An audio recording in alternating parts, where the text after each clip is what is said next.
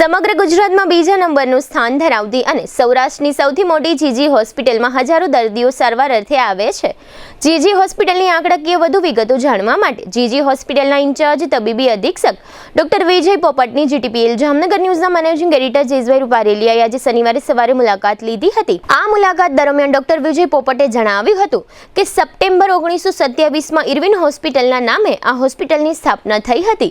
ત્યારબાદ 2002માં ગુજરાતના મુખ્યમંત્રી કેશુભાઈ પટેલ અને આરોગ્ય મંત્રી અશોક ભટ્ટ દ્વારા આ હોસ્પિટલનું ઇરવિનમાંથી બદલીને નવું નામ ગુરુ ગોવિંદસિંહ હોસ્પિટલ રાખવામાં આવ્યું હતું, જે આજે જીજી હોસ્પિટલના ટૂંકા નામથી સમગ્ર ગુજરાતમાં પ્રચલિત છે. આ હોસ્પિટલમાં સૌરાષ્ટ્રના લગભગ વિસ્તારમાંથી દરરોજ 3500 થી વધુ દર્દીઓ સારવાર અર્થે આવે છે. આ જીજી હોસ્પિટલ 1771 બેડ ધરાવે છે, એટલે કે આ હોસ્પિટલમાં એક સાથે 1771 દર્દીઓ દાખલ થઈને સારવાર લઈ શકે તેવી વ્યવસ્થા છે. આ હોસ્પિટલમાં એમપીસા મેડિકલ કોલેજ આવેલી હોવાથી અહીં મેડિકલ ફિલ્ડનો અભ્યાસ કરતા જુનિયર અને સિનિયર ડોક્ટરો સહિત લગભગ 450 થી વધુ ડોક્ટરો પ્રેક્ટિસ કરે છે. આ હોસ્પિટલમાં ડોક્ટર, નર્સ અને વહીવટી સ્ટાફ સહિત 1450 થી વધુ સ્ટાફ છે. આ સરકારી હોસ્પિટલમાં મજાની વાત એ છે કે અહીં સારવાર અર્થે આવતા દર્દીઓને બહારથી દવા અને બાટલા ન લેવા પડે માટે રાજ્ય સરકાર તરફથી દવાનો અને બાટલાનો વિશાળ જથ્થો આ હોસ્પિટલને ફાળવવામાં આવે છે. તેમજ આ હોસ્પિટલની અંદર જ સરકારી બ્લડ બેંક છે. આ બ્લડ બેંકમાં દાખલ થયેલા દર્દીઓને બ્લડ પૂરું પાડવામાં આવે છે. આ ઉપરાંત દર્દીઓને સવારે નાસ્તો અને બપોરે અને સાંજે ભોજનની વ્યવસ્થા પણ હોસ્પિટલ તરફથી પૂરી પાડવામાં આવે છે. આ ઉપરાંત દર્દીઓ માટે એમ્બ્યુલન્સની પણ સુવિધા ઉપલબ્ધ છે, પરંતુ ઘણા સમયથી 108 વિભાગ દ્વારા જીજી હોસ્પિટલની 2 એમ્બ્યુલન્સ વાપરવા માટે લઈ ગયા હતા. આ એમ્બ્યુલન્સ 108 વિભાગ દ્વારા જીજી હોસ્પિટલને પરત ન સોંપતા હાલના સમયમાં જીજી હોસ્પિટલમાં એમ્બ્યુલન્સની અછત વર્તાઈ રહી છે. માટે 108 વિભાગે તાત્કાલિક જીજી હોસ્પિટલની 2 એમ્બ્યુલન્સ પરત આપવી જોઈએ તેવી પણ ડોક્ટર વર્તુળોમાં માંગણી થઈ રહી છે. આ હોસ્પિટલ દર્દીઓની સારવાર માટે 24 કલાક ખુલ્લી રહે છે. તેમજ ઇમરજન્સી દર્દીઓ માટે 24 કલાક ડોક્ટરો સહિતનો સ્ટાફ સ્ટેન્ડ બાય હોય છે. આ જીજી હોસ્પિટલ સંપૂર્ણ રાજ્ય સરકાર સંચાલિત છે. આ હોસ્પિટલમાં મહિને દહાડે રાજ્ય સરકાર 20 કરોડથી વધુ પગાર અને દવા સંબંધી ચીજ વસ્તુઓમાં ખર્ચ કરે છે. એટલે કે વર્ષે દહાડે 250 કરોડથી વધુ આ હોસ્પિટલ પાછળ રાજ્ય સરકાર ખર્ચ ઉઠાવે છે. વધુમાં ડોક્ટર વિજય પોપટે જણાવ્યું હતું કે આ જીજી હોસ્પિટલમાં તમામ પ્રકારની આધુનિક ટેકનોલોજીના ઇન્સ્ટ્રુમેન્ટો ઉપલબ્ધ છે, જેમાં ખાસ પ્રકારની લેબોરેટરી, એક્સ-રે વિભાગ, સોનોગ્રાફી વિભાગ, સીટી સ્કેન અને એમઆરઆઈ મશીન અને આધુનિક પ્રકારનું ઓપરેશન થિયેટર પણ અહીં ઉપલબ્ધ છે. આ ઉપરાંત અહીંની આધુનિક લેબોરેટરીની સમગ્ર સૌરાષ્ટ્રમાં નોંધ લેવામાં આવે છે, કારણ કે કેન્સર નિદાન માટે સ્પેશિયલ લેબોરેટરી ઉપલબ્ધ કરવામાં આવી છે. આ માટે પોરબંદર અને જૂનાગઢની સરકારી હોસ્પિટલ સાથે MOU કરવામાં આવ્યા છે. કેન્સરનું નિદાન કોઈપણ જાતના ચાર્જ વગર વિનામૂલ્યે કરી આપવામાં આવે છે. આ ઉપરાંત એક દિવસના બાળકથી લઈ મોટી ઉંમરના વડીલો સુધીના અલગ અલગ વિભાગોના ડોક્ટરો છે, જેમાં મેડિસિન વિભાગ, સર્જરી વિભાગ, ગાયનેક વિભાગ, પીડિયાટ્રિક વિભાગ, ઓર્થોપેડિક વિભાગ, માનસિક વિભાગ, સ્કિન વિભાગ, ન્યુરોસર્જન, યુરોલોજી વિભાગ, plastic surgery, TB and chest વિભાગ અને કેન્સર નિદાન સહિતની સેવાઓ કાર્યરત છે. ડોક્ટર વિજય પોપટ છેલ્લા 28 વર્ષથી પેથોલોજીસ્ટ ડોક્ટર તરીકે સેવા આપે છે. છેલ્લા 4 મહિનાથી રાજ્ય સરકાર તેમના બહોળા અનુભવને કારણે ડોક્ટર વિજય પોપટને જીજી હોસ્પિટલના ઇન્ચાર્જ સુપ્રિન્ટેન્ડન્ટ તરીકેની જવાબદારી સોંપી છે. ડોક્ટર વિજય પોપટ જ્યારથી જીજી હોસ્પિટલના ઇન્ચાર્જ તબીબી અધિક્ષક બન્યા છે, ત્યારથી દર્દીઓને વધુને વધુ સારી વ્યવસ્થા મળે તેવા તેઓ પ્રયત્ન કરી રહ્યા છે. સ્ટાફગણ પણ ડોક્ટર વિજય પોપટના નેતૃત્વ હેઠળ દર્દીઓની વધુ સારી સંભાળ કઈ રીતે થાય તે માટે સતત ચિંતિત હોય છે. રાજ્ય સરકારે આ જીજી હોસ્પિટલનું સંપૂર્ણ ડિમોલિશન કરીને તદ્દન નવી જ 500 કરોડના ખર્ચે હોસ્પિટલ બનાવવાનો નિર્ણય કર્યો છે, જેને કારણે સ્ટેપ બાય સ્ટેપ અહીં જૂની હોસ્પિટલનું બાંધકામ તોડીને તે જ જગ્યા ઉપર નવું બાંધકામ કરવાનું કાર્ય ચાલુ છે, જેને કારણે હાલમાં દર્દીઓ તથા દર્દીઓના સગાને મુશ્કેલીનો સામનો ન કરવો પડે તે માટે ડોક્ટર વિજય પોપટે આગોતરી વ્યવસ્થા કરી છે. આ નવી હોસ્પિટલ બનતા હજુ 3 થી 4 વર્ષનો સમય લાગશે તેમ ડોક્ટર વિજય પોપટે આજની મુલાકાતમાં જણાવ્યું છે. આ જીજી હોસ્પિટલનું સંપૂર્ણ નવું બાંધકામ થયા બાદ આ હોસ્પિટલની બેડની કેપેસિટી 3000ની થઈ જશે. વધુમાં ઇન્ચાર્જ તબીબી અધિક્ષક વિજય પોપટે જણાવ્યું હતું કે હાલમાં MRI મશીન એક છે, પરંતુ દર્દીઓના ધસારાને ધ્યાનમાં રાખીને બીજું MRI મશીન ચાલુ થાય તેવી વ્યવસ્થા કરવામાં આવી રહી છે. તેમજ સોનોગ્રાફી મશીનમાં પણ દર્દીઓનો ખૂબ જ ધસારો રહેતો હોવાથી તેમાં પણ સોનોગ્રાફી મશીનની સંખ્યામાં વધારો કરવામાં આવશે. તેમ ડોક્ટર વિજય પોપટે જણાવ્યું છે. આ ઉપરાંત હોસ્પિટલના સિક્યોરિટી સ્ટાફની દર્દીઓ તથા દર્દીઓના સગા સાથે ગેરવર્તન અંગે પણ GTPL જામનગર ન્યૂઝે પ્રશ્ન કરતા ડોક્ટર વિજય પોપટે જણાવ્યું હતું કે આ બાબતે અમે ગંભીર છીએ. અહીં આવતા દર્દીઓએ તથા દર્દીઓના સગાઓએ સિક્યોરિટી સ્ટાફને સહકાર આપવો પણ ખૂબ જ જરૂરી છે. અહીં હોસ્પિટલમાં વારંવાર શ્વાન અને ઢોર ઘૂસી જાય છે તેવો પ્રશ્ન ઉઠાવતા ડોક્ટર વિજય પોપટે જણાવ્યું હતું કે આ બાબતે અમોએ સિક્યોરિટી એજન્સીને તાકીદ કરી છે, જેને કારણે છેલ્લા ઘણા સમયથી શ્વાન અને ઢોર અંદર આવી જવાની ઘટના બનવા પામી નથી. GTPL જામનગર ન્યૂઝના મેનેજિંગ એડિટર જેસભાઈ રૂપારેલિયાએ in-charge superintendent doctor Vijay Popat સાથે GG હોસ્પિટલને લઈને ઘણી જ રસપ્રદ પ્રશ્નોત્તરી કરી હતી, જેના મુખ્ય અંશો અત્રે પ્રસ્તુત છે. GTPL જામનગર ન્યૂઝમાં તમામ દર્શક સ્વાગત છે. આજે અમે લોકો જામનગરની ખ્યાતનામ, આમ તો સૌરાષ્ટ્રની ખ્યાતનામ કહેવાય એવી ઇરવિન હોસ્પિટલ ખાતે આવ્યા છે અને ખાસ કરીને ગુજરાતની નંબર 2 હોસ્પિટલ એટલે ઇરવિન હોસ્પિટલ છે. અને ફર્સ્ટ નંબરની વાત કરીએ તો અમદાવાદની હોસ્પિટલ આવે છે અને અહીંયા લગભગ 3000થી વધારે રોજની OPD અહીંયા થાય છે. આખું સમગ્ર સૌરાષ્ટ્ર અહીંયા આવે છે, ખાસ કરીને પોરબંદર, જુનાગઢ, દ્વારકા, મોરબી આ રીતના લગભગ સૌરાષ્ટ્રમાં જ્યાં જ્યાં ઇફેક્ટિવ વાત આવે છે ત્યારે પેશન્ટો જ્યારે આવે છે ત્યારે આ જામનગર ઇરવિન હોસ્પિટલની મુલાકાત લે છે. અને અહીંયા આ હોસ્પિટલને લગભગ 1771 તો બેડ, ઇન્ડોર બેડની વ્યવસ્થા છે. અને આના જે અધિક્ષક છે, ઇન્ચાર્જ અધિક્ષક છે એવા ડૉક્ટર વિજય પોપટ સાહેબ છે. લગભગ છેલ્લા 4 મહિનાથી એને આ ચાર્જ સંભાળ્યો છે, પણ એને ઘણું પરિવર્તન કર્યું છે, ઘણું ચેન્જીસ કર્યું છે. લોકોની સેવા કેમ કરવી, કઈ રીતે વ્યવસ્થા કરવી, પેશન્ટો જ્યારે આવે છે, પેશન્ટના સગા અહીંયા આવે છે, એને અગવડતા ન થાય એનો બેસ્ટ એને પ્રયત્ન કર્યો છે.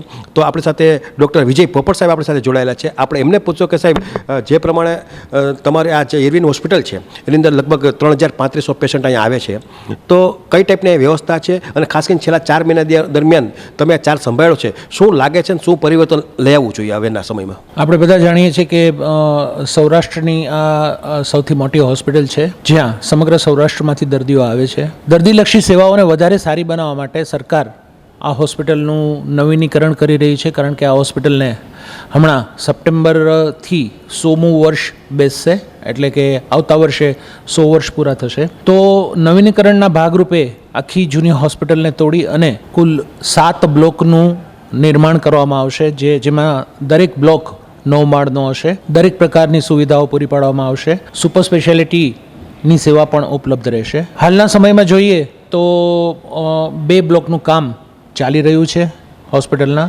અને અંદાજિત 1 વર્ષમાં આ કાર્ય પૂરું થશે. દર્દીઓની સંખ્યામાં કોઈ ફેર પડ્યો નથી, દર્દીઓની સંખ્યામાં કોઈ ફેર પડવાનો નથી. અને જે સરકાર તરફથી અને આ હોસ્પિટલ તરફથી દર્દીઓને સેવાઓ પૂરી પાડવામાં આવે છે તેમાં પણ કોઈ ખામી ન રહી જાય તે માટે અમે લોકો પૂરો પ્રયત્ન કરીએ છીએ. 3500 જેવી રોજની OPD છે.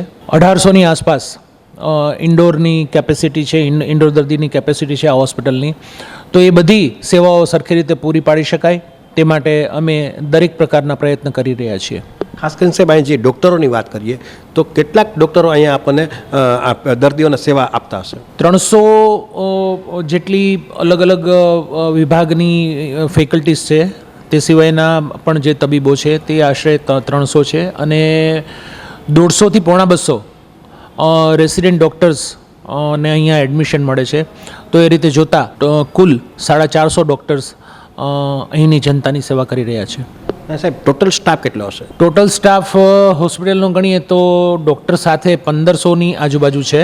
1500 થી 1600ની વચ્ચે આપણે ગણી શકીએ. આટલો મેન પાવર આ હોસ્પિટલ ખાતે છે, જેમાં ડૉક્ટર્સથી લઈ વર્ગ 1, 2, 3 અને 4 દરેક આવી જાય. રાજ્ય સરકાર સંચાલિત આ હોસ્પિટલ છે, તો ખર્ચો પણ એટલો જ કરતા હશે. કેટલી આંકડાકીય માહિતી જોઈએ તો રાજ્ય સરકાર કેટલીક અહીંયા ખર્ચો કરતી છે, ડૉક્ટરના પગારથી માંડી, સેલેરીથી માંડીને બીજા ઇતર ખર્ચા, દવા દારૂથી માંડીને બધા? ગુજરાત સરકાર અહીંની જનતા માટે, આ હોસ્પિટલ માટે આશરે 20 કરોડ રૂપિયાનો માસિક, આશરે કહું છું હું, આશરે 20 કરોડ રૂપિયાનો માસિક ખર્ચ ઉઠાવી રહી છે, જેમાં ડૉક્ટર્સના પગાર, ડૉક્ટર્સ સિવાયના અન્ય વર્ગ 2, વર્ગ 1 થી વર્ગ 4ના કર્મચારીઓના પગાર, અહીં આવતા દર્દીઓ માટેની સગવડતા, તેમને પૂરી પાડવામાં આવતી અલગ અલગ સેવાઓ, તેમને પૂરી પાડવામાં આવતી અલગ અલગ દવાઓ અને બધી જ ફેસિલિટી તથા અહીંના જે ઇન્ડોર દર્દી છે તેના માટે જે ભોજન પૂરું પાડવામાં આવે છે કિચન દ્વારા. આ સમગ્રત આ બધો જ ખર્ચો જો ગણીએ માસિક 20 કરોડ રૂપિયા સરકાર આ હોસ્પિટલ અને અહીંના દર્દીઓ માટે ખર્ચે છે. એવી કઈ પ્રકારની સારી સારવાર કરવામાં આવે છે, એટલે અથવા તો ઇફેક્ટિવ હોય, હઠીલી હોય એવી કઈ પ્રકારની અહીં ટ્રીટમેન્ટ દેવામાં આવે છે?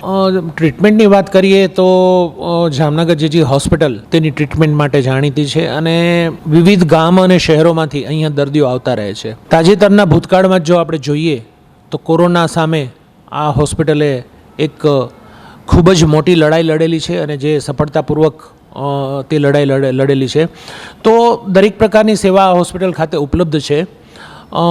અમારું સર્જરી વિભાગ જે છે તે સર્જરી વિભાગમાં જે વિવિધ પ્રકારની સુપર સ્પેશિયાલિટી જે ડેવલપ થઈ છે તે ઘણી નોંધનીય છે. સર્જરી વિભાગનું કામ પણ ઘણું નોંધનીય છે. દાખલા તરીકે વેરિકોસ વેઇનનું લેઝરથી જે ટ્રીટમેન્ટ કરવામાં આવે છે તો તે ટ્રીટમેન્ટની કિંમત જો દર્દી બહાર કરાવે તો 1 થી 1.5 લાખ રૂપિયા જેવી થાય, પરંતુ અહીંયા લેઝરથી કોઈ પણ જાતના મૂલ્ય લીધા વગર વિના મૂલ્યે આ સેવા પૂરી પાડવામાં આવે છે. અને મારી દૃષ્ટિએ ગુજરાતની સરકારી હોસ્પિટલોમાં માત્ર આ એક જ હોસ્પિટલ એવી છે કે જ્યાં લેઝરથી વેરિકોઝ વેઇનની ટ્રીટમેન્ટ કરવામાં આવે છે. આ ઉપરાંત મેં વાત કરી એ પ્રમાણે સર્જરી વિભાગમાં અલગ અલગ જે સુપર સ્પેશિયાલિટી છે, યુરોલોજી એટલે કિડની અને તેને લગતા રોગો, પછી ન્યુરો એટલે મગજ અને તેને લગતા રોગો તેનું પણ ઓપરેશન કરવામાં આવે છે. અત્યારે હોસ્પિટલ ખાતે ન્યુરો સર્જરી બ્રેઇનના ઘણા બધા ઓપરેશન સફળતાપૂર્વક કરવામાં આવે છે, યુરોના કરવાના આવે છે. પ્લાસ્ટિક સર્જરી વિભાગ પણ હવે ડેવલપ થયો છે, તો પ્લાસ્ટિક સર્જરીમાં પણ સારી એવી ટ્રીટમેન્ટ આપવામાં આવે છે. તે ઉપરાંત જો નિદાનની વાત કરીએ તો આ જ હોસ્પિટલ અને કોલેજના પેથોલોજી વિભાગ ખાતે કેન્સર માટે ખૂબ જ સારી સુવિધાઓ ઉપલબ્ધ કરવામાં આવી છે અને કેન્સરના નિદાનનો જ્યાં સુધી સવાલ છે ત્યાં સુધી અહીંયા સંપૂર્ણતઃ નિદાન કરવામાં આવે છે અને અહીંયા જે નિદાન કરવામાં આવે છે તે પછી નિદાન માટે દર્દીએ બીજે ક્યાંય જવાની જરૂર પડતી નથી. ગુજરાત જીસીઆરઆઈ ને સમકક્ષ અહીંનું પેથોલોજી વિભાગ કેન્સરના નિદાન માટે કાર્ય કરે છે અને તે લગતી બધી જ સુવિધાઓ અહીંયા ઉપલબ્ધ છે. મારે ખાસ એક વાત એ કહેવાની છે કે પોરબંદર અને જુનાગઢ ત્યાંની મેડિકલ કોલેજ અને હોસ્પિટલના કેન્સરના નિદાન માટેના દર્દીઓ અહીંના પેથોલોજી વિભાગ ખાતે આવે છે અને ત્યાંથી અહીંયા મોકલે છે. તેમના ડીન અને સુપરિન્ટેન્ડન્ટે આપણી સાથે તેનું એમઓયુ કરેલું છે અને વિના મૂલ્યે પોરબંદર અને જુનાગઢના દર્દીઓના નિદાન પણ આપણે અહીંથી કરી આપીએ છીએ. ગાયનેકની વાત કરીએ, ગાયનેકના પેશન્ટ પણ એ પ્રકારના ઇફેક્ટિવ પેશન્ટ હોય એની સારવાર અહીંયા? ગાયનેકના દર્દીઓની સારવાર અહીં ખૂબ જ સારી કરવામાં આવે છે અને છેલ્લા અમુક મહિનાઓથી જે આંકડાઓ દેખાડે છે તે પ્રમાણે મેટર્નલ મોર્ટાલિટી રેટ MMR જેને કહીએ તે સાવ શૂન્ય અથવા ઘણો નીચો ગયો છે. જિલ્લાની આજુબાજુના વિસ્તારોમાં, ગ્રામ્ય વિસ્તારોમાં અને બીજા સેન્ટરમાંથી પણ ઘણા જટિલ કેસો જે હોય છે, કોમ્પ્લિકેટેડ કેસો હોય છે, તે અહીં જીજી હોસ્પિટલ ખાતે રિફર કરવામાં આવે છે અને અહીંના ગાયનેકના તબીબો સફળતાપૂર્વક તેવા જે પેશન્ટ હોય છે અથવા તો કોઈ ડિલિવરી તેવી હોય છે તે કાર્ય સફળતાપૂર્વક પૂરું પાડે છે. ખાસ કરીને સાહેબ લેબોરેટરીથી માંડી, એક્સરેથી માંડી એવા ઇન્સ્ટ્રુમેન્ટો આપણી પાસે કેટલાક હશે? લેબોરેટરીમાં મેં વાત કરી આપને હમણાં કેન્સર માટેની, તો કેન્સર માટેની તપાસ આપણે કરીએ છીએ. ફ્લો સાયટોમેટ્રી આપણી આગળ ઉપલબ્ધ છે, ટ્યુમર માર્કર કરીએ છીએ, ISC કરીએ છીએ. રેડિયોલોજીમાં આપણી આગળ એક્સરે છે, પોર્ટેબલ એક્સરે છે, USG મશીન છે, 2 CT સ્કેન ઉપલબ્ધ છે જેમાં એક PPP મોડેલથી ચાલે છે અને એક સરકારી માલિકીનું જ છે. એક MRI મશીન અત્યારે કાર્યરત છે અને બીજા MRI મશીન ની સ્થાપના કરવા માટેની કાર્યવાહી અમે ચાલુ કરી દીધી છે, તેની જગ્યા નક્કી કરી દીધી છે અને આવતા થોડા મહિનાઓમાં બીજું MRI મશીન પણ અહીં કાર્યરત થઈ જશે. સાહેબ, વર્ષો પહેલાં આ હોસ્પિટલ એરવિન હોસ્પિટલ નામે ઓળખાતી હતી, હવે જીજી હોસ્પિટલ તરીકે ઓળખાય છે. તો એ બધી વસ્તુ નામની જે ટ્રાન્સફર થઈ છે એ ક્યારે થઈ છે? કારણ કે નવી પેઢીને આ બાબતની વસ્તુનું ધ્યાન ઉપર નથી હોતી આખી વાત. 1927માં આ હોસ્પિટલની સ્થાપના થઈ ત્યારે આ હોસ્પિટલનું નામ એરવિન હોસ્પિટલ આપવામાં આવ્યું હતું. 2000 અને 2002માં તે સમય દરમિયાન આરોગ્ય મંત્રી શ્રી અશોકભાઈ ભટ્ટ સાહેબે આ હોસ્પિટલનું નામ એરવિન હોસ્પિટલની બદલે ગુરુ ગોબિંદસિંઘ સરકારી હોસ્પિટલ રાખવું જોઈએ તેવું સજેશન કર્યું હતું અને રાજ્ય સરકારે ત્યાર પછી 2002માં એરવિન હોસ્પિટલની બદલે આ હોસ્પિટલનું નામ ગુરુ ગોબિંદસિંહ સરકારી હોસ્પિટલ તેવું આપ્યું છે અને 2002થી ગુરુ ગોબિંદસિંહ સરકારી હોસ્પિટલ તરીકે તે ઓળખાય છે અને શોર્ટ ફોર્મમાં લોકો તેને જીજી હોસ્પિટલ પણ કહે છે. ખાસ કરીને વાત કરીએ મેડિકલ કોલેજની, જ્યારે 1995માં ભાજપની સરકાર આવી, કેશુબાપાની સરકાર આવી, ત્યારે માત્ર 4 મેડિકલ કોલેજ હતી, અત્યારે 6 છે. એમાં શું ડિફરન્સ શું છે? ને વાત એવી પ્રાઇવેટ મેડિકલ કોલેજ પણ ઘણી વધી છે, એટલે કે સરકારના લેવલમાં કંઈક સરકારે પોતે પ્રોત્સાહન આપીને પોતે હોસ્પિટલ મેડિકલ કોલેજ શરૂ કરી છે. 1995 સુધી ગુજરાત રાજ્યમાં 4 મેડિકલ કોલેજ હતી. તેમાં પણ તે 4માંથી સૌરાષ્ટ્ર ખાતે માત્ર એક જ મેડિકલ કોલેજ હતી અને તે આ જામનગરની MP શાહ મેડિકલ કોલેજ હતી. તો તે 4 મેડિકલ કોલેજો અમદાવાદ, સુરત, બરોડા અને જામનગર ખાતે તેવી રીતે હતી. ત્યારબાદ 1995માં નવી 2 સરકારી મેડિકલ કોલેજોની સ્થાપના કરવામાં આવી અને ચાલુ કરવામાં આવી. તેમાં એક ભાવનગર અને બીજી રાજકોટ હતી. તો એ રીતે કુલ 6 સરકારી મેડિકલ કોલેજો 1995થી કાર્યરત થઈ અને આજે પણ સંપૂર્ણ સરકારી મેડિકલ કોલેજ ગુજરાત ખાતે 6 છે.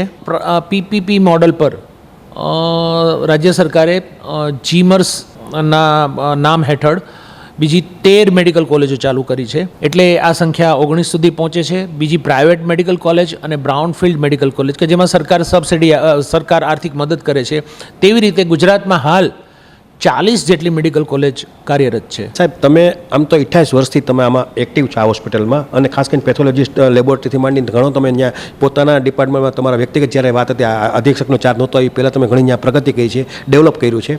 પણ છેલ્લા 4 મહિનાથી તમે આ બધી વસ્તુ ઘણો ફેરફાર કર્યો છે એવી પણ એક વાત મેં સાંભળી છે કે હોસ્પિટલને ઘણું પરિવર્તન તમે લેવા છે 4 મહિના દરમિયાન. શું મુખ્ય તમારો નીતિ વિષયક નિર્ણય શું કર્યો કે પબ્લિકને ફાયદો થયો છે? મારી પોતાની ઉપલબ્ધિ 24 કલાક માટે રાખેલી છે લોકો માટે. ઘણા બધા હુકમો કરેલા છે, જે અમારી ઓફિસની વાત છે એવા ઘણા બધા હુકમો કરેલા છે. દાખલા તરીકે એક હુકમ મેં એવો પણ કર્યો હતો કે કોઈ પણ દિવ્યાંગ જ્યારે સર્ટિફિકેટ લેવા માટે આવે તેને ધક્કો ન થાય અને તે દિવ્યાંગને સર્ટિફિકેટ ગમે તે ભોગે જો એ લાયકાત ધરાવતા હોય તો આવા ઘણા હુકમો કર્યા છે. વર્ગ 4ના હુકમો કર્યા છે, સિક્યુરિટીવાળાને હુકમ કર્યા છે.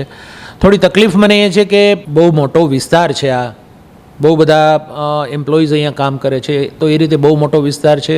હોસ્પિટલ ડિમોલિશનના ફેઝમાંથી પાસ થાય છે, એટલે અડધી હોસ્પિટલ પડી ગઈ છે, માટે થોડી જગ્યાની પણ સંકળામણ છે, થોડું ટ્રાફિક વધારે રહે છે. પરંતુ હમણાં જ અમે સિક્યુરિટીની નવી ભરતી કરી છે. આ બધું પર્પઝ એ જ છે કે ટ્રાફિકની કોઈ સમસ્યા ન થાય, પાર્કિંગની કોઈ સમસ્યા ન થાય. તો આવા બધા ઘણી ચેલેન્જીસ છે જેનો અમે સામનો કરી રહ્યા છીએ અને મને આશા છે કે લગભગ તેમાં ક્યાંય વાંધો નહીં આવે અને આ બધી ચેલેન્જીસ છે એને અમે બહુ સારી રીતે સામનો કરી અને સફળતાપૂર્વક અમે બહાર આવીશું. ખાસ કરીને દર્દીઓની સેવામાં ધારો કે અમુક વસ્તુ એવી હોય કે રાજ્ય સરકારનું પણ ધ્યાન ન હોય, એ એવું કોઈ ધ્યાન તમે રાજ્ય સરકારનું દોર્યું છે ને ખાસ કરીને દર્દીઓની સેવા માટે કોઈ એવો ઐતિહાસિક નિર્ણય લીધો છે કે આપણે આ દર્દીઓ માટે આ વસ્તુ કરીએ તો સારું રહેશે? દર્દીઓની સેવા માટે મેં હમણાં થોડી વાર પહેલાં જ એક વાત કરી કે બીજું MRI મશીન ટૂંક સમયમાં અમે ચાલુ કરીએ છીએ, લખીને આપી દીધું છે, ઓર્ડર થઈ ગયા છે, કંપનીને જાણ થઈ ગઈ છે. હવે આ MRI મશીન જો ચાલુ ન કર્યું હોત તો કદાચ પાછું એ ભૂતકાળમાં જેવું થયું તો એવી રીતે જતું પણ રહે એવું બનત, પણ મારે જવા દેવું નહોતું અને મને ખબર છે કે MRIમાં બહુ લાંબુ વેઇટિંગ છે. તો બીજું MRI મશીન દર્દી માટે જ ચાલુ કરી રહ્યા છીએ આપણે. આવડી મોટી ટર્શરી કેર હોસ્પિટલ હોય અને હાર્ટ માટે દર્દીને, હાર્ટના કોઈ પ્રોબ્લેમ્સ હોય દર્દીને, તો એવા દર્દીને બહારગામ જવું પડે અથવા તો કોઈ બહારની હોસ્પિટલમાં જવું પડે, તે પણ યોગ્ય નથી. માટે રાજ્ય સરકારને ખૂબ ભારપૂર્વક રજૂઆત કરી હતી કે હાર્ટના દર્દીઓ માટે અહીંયા કેથલેબની જરૂરિયાત છે અને સરકારે ખૂબ જ તીવ્રતાથી પોઝિટિવલી આ વસ્તુ સ્વીકારી અને કેથલેબની જાહેરાત કરી દીધી છે. કેથલેબની જાહેરાત પછી કેથલેબ સ્થાપના માટેના ટેન્ડર અને બધી પ્રક્રિયા ચાલુ થઈ ગઈ છે અને મારી દ્રષ્ટિએ લગભગ 3 મહિનાની અંદર કેથલેબ અહીંયા જામનગર ખાતે ચાલુ થઈ જશે. તો એ જામનગર જિલ્લાના અને અન્ય જિલ્લાઓના દર્દી કે જે લોકો હૃદયરોગ ધરાવે છે તેમના માટે એક આશીર્વાદરૂપ રહેશે. ખાસ કરીને સાહેબ જનતાનો પ્રશ્ન એ છે કે ખાસ કરીને મેં તો ઘણી વખત કવરેજ પણ કરી, ઘણી સ્ટોરી બનાવી છે અને ખાસ કરીને સોનોગ્રાફીની વાત કરીએ તો સોનોગ્રાફીમાં કાયમી માટે વેઇટિંગ હોય છે. તો એના માટે કોઈ વ્યવસ્થા, કારણ કે 3-3, 4-4 કલાક જ્યારે કોઈ પણ પેશન્ટને પેટની દુખાવો થતો ત્યારે સોનોગ્રાફી કરવા નીકળ્યા અથવા તો એને ડૉક્ટરે કીધું કે તમે સોનોગ્રાફી રિપોર્ટ લઈને આવો, તો એ સમય જાજો લઈ જાય, તો એના માટે કોઈ એક્સ્ટ્રા ઓર્ડિનરી કંઈ વ્યવસ્થા કે જેથી કરીને પેશન્ટોને રાહત રહે? સોનોગ્રાફીના મશીન અમે લોકો વધારતા રહીએ છીએ, ડિમાન્ડ પણ મૂકતા રહીએ છીએ અને જેટલા ઇવન CSR એટલે કે કોઈ ડોનેશનમાં કે કોઈ કંપનીના તરફથી જ્યારે આવતું હોય છે તો એમાં પણ અમે સોનોગ્રાફી મશીનની ડિમાન્ડ કરીએ છીએ. અમુક વિભાગને અમે સોનોગ્રાફી મશીન આપી દીધા છે કે જેથી તેના દર્દીઓને ત્યાંથી બહાર ન આવવું પડે, જેમ કે સર્જરી અને ગાયનેકોલોજી. મશીન વધારતા રહીએ છીએ, પરંતુ સામે પ્રશ્ન એ છે કે દર્દીઓની સંખ્યા પણ એટલી જ વધતી રહે છે. ઘણી વખત એવું પણ જોવા મળે છે કે જરૂર ન હોય એવા લોકોને પણ સોનોગ્રાફીની સલાહ આપવામાં આવે છે. તો અમે એવી પણ સૂચના આપી છે કે જ્યાં જરૂર હોય ત્યાં જ એક્સરે અને સોનોગ્રાફી માટેની પ્રિસ્ક્રિપ્શન લખવું અથવા તો તમારે એડવાઇસ કરવી, જેથી કરી અને જે હકીકતમાં જે લોકોને જરૂર છે તેવા લોકોને અગ્રિમતા મળે. સરકારી હોસ્પિટલ છે, દર્દીઓની સંખ્યા ખૂબ જ વધારે છે, સોનોગ્રાફીના મશીનો પણ અમે વધારતા રહીએ છીએ. તેમ છતાં થોડું ઘણું વેઇટિંગ આવે છે, તો હવે એ વેઇટિંગ પણ ન આવે તે માટેના પણ પ્રયત્ન કરીશું.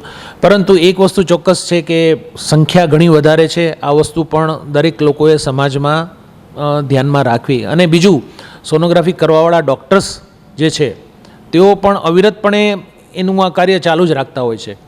તો આ વસ્તુ પણ એક લોકો સમજે, અને અમારા તરફથી હજુ પ્રયત્ન કરશું કે સોનોગ્રાફીનું વેઇટિંગ છે, જે દર્દીઓને બહુ લાંબો સમય બેસવું પડે છે, તેવું ન થાય.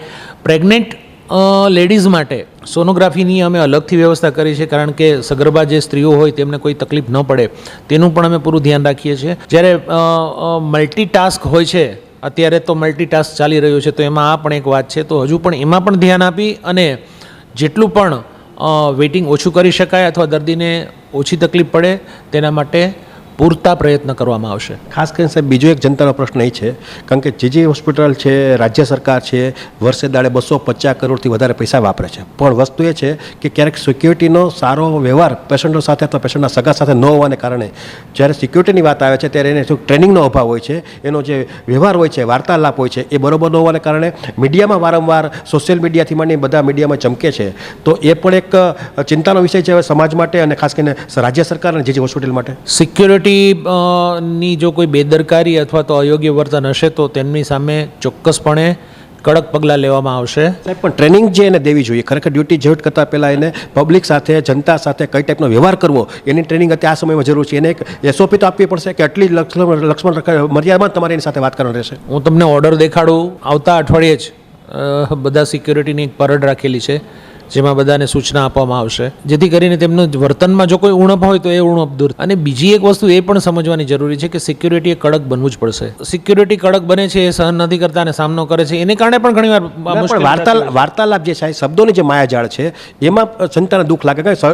કોઈ પણ અહીંયા આવે છે તેના સગાનો પેશન્ટ અહીં દર્દી છે, એ દર્દી થઈને અહીં આવ્યો છે, દુઃખી છે માણસ, અને એમાં એને જો વધારે દુઃખ મળે તો એ વ્યક્તિ ડિસ્ટર્બ થઈ જાય છે. ના, ચોક્કસ સિક્યુરિટીને એ માટેની પણ ટ્રેનિંગ આપવામાં આવશે. તેમનું વર્તન જો કોઈ એવું હોય ચોક્કસ મારા ધ્યાન પર પણ મૂકજો, કારણ કે હું તો પર્સનલી દરેકને સૂચના આપતો રહું છું મને જો કોઈ વાત જાણવા મળે તો.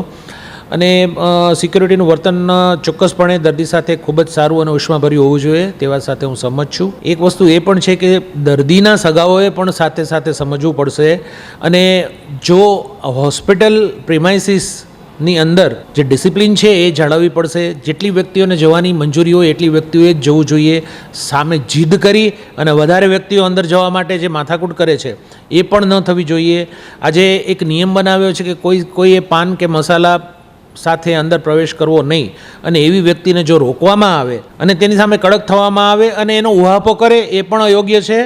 અને હું બંને બાજુથી બોલું છું. અને સાથે સાથે સિક્યુરિટીએ પણ તેમનું વર્તન ઘણું ઉષ્માભર્યું અને વિનયપૂર્વક રાખવું જોઈએ તેવું મારું માનવું છે. શ્વાનની વાત આવે, કૂતરાની વાત આવે છે, ઢોરની વાત આવે છે, એ પણ ક્યારેક ક્યારેક હોસ્પિટલની અંદર ઇન્ડોરમાં સુધી ઘૂસી જાય છે. ત્યાં સુધી સાહેબ અસ્તવ્યસ્ત, કોઈને ધ્યાન ઉપર નથી આવતી વાત, અને મીડિયામાં જ્યારે વાત બને ત્યારે એ લોકો એક્શનમાં આવે છે. ચોક્કસ શ્વાન માટે તો દરેક સિક્યુરિટી ઓફિસરના, સિક્યુરિટી કર્મચારીને સૂચનાઓ આપેલી જ છે. હોસ્પિટલ અત્યારે હાલમાં ડિમોલિશ ફેસમાં છે, તો હોસ્પિટલના થોડી એન્ટ્રી વધી ગઈ છે. સિક્યુરિટીના કદાચ ક્યારેક કોઈ પોઈન્ટ છૂટી જતા હશે, અને ક્યારેક આવું બન્યું હશે ભૂતકાળમાં. હું આવ્યો પછી મારા ધ્યાનમાં એવું નથી આવ્યું કે કોઈ દિવસ એવું થયું હોય કે આવી રીતે થયું હોય, પણ છતાં પણ એવું થાય તો સિક્યુરિટીની સંખ્યા અમે વધારતા રહીશું, અને આવું ન થાય એ ચોક્કસપણે જોશું.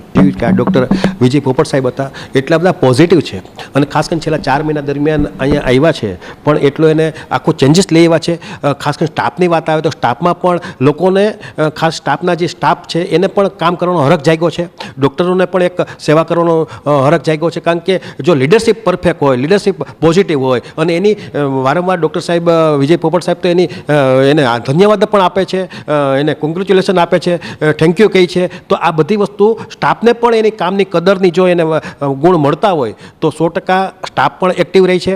એટલે આ રીતે આવડી મોટી ગુજરાતની નંબર 2 નંબરની જે હોસ્પિટલ છે, બીજા નંબરની હોસ્પિટલ છે, આવડી મોટો સરકાર 250 કરોડ રૂપિયા ઉપરથી ખર્ચો કરે છે. તો જો લીડરશિપ સારી મળી છે જામનગરને તો ખરેખર આપણા બધા માટે એક ધન્ય છે. કારણ કે સારી હોસ્પિટલ અને ખાસ કરીને અહીંયા લેબોરેટરીની વાત કરીએ, એક્સરેની વાત કરીએ, સોનોગ્રાફીની વાત કરીએ, city scan, MRI, operation theatre બધું આધુનિક છે. સરકારે તો પેટ ભરી ઉદારતાપૂર્વક પૈસા આપ્યા. ક્યારેક નેગેટિવ વાત આવવાને કારણે લોકો અહીંયા આવતા નથી, પણ હવે ડૉક્ટર વિજય પોપટ સાહેબ આવ્યા છે તો અહીંયા ઘણી સુંદર વ્યવસ્થા થઈ છે. જે લોકો આર્થિક રીતે અથવા તો સરકારી હોસ્પિટલો આપણે આપણા ટેક્સના પૈસા છે, આપણે આ સરકારી હોસ્પિટલનો પૂરેપૂરો આપણે લાભ ઉઠાવવો જોઈએ, જેથી કરીને પ્રાઇવેટની અંદર જે પ્રમાણે મોંઘું ચાલે છે તો એમાં આપણને આપણી બચત થાય અને આપણે આપણા ટેક્સ ભર્યા છે એ પૈસા આપણા વસૂલ થાય.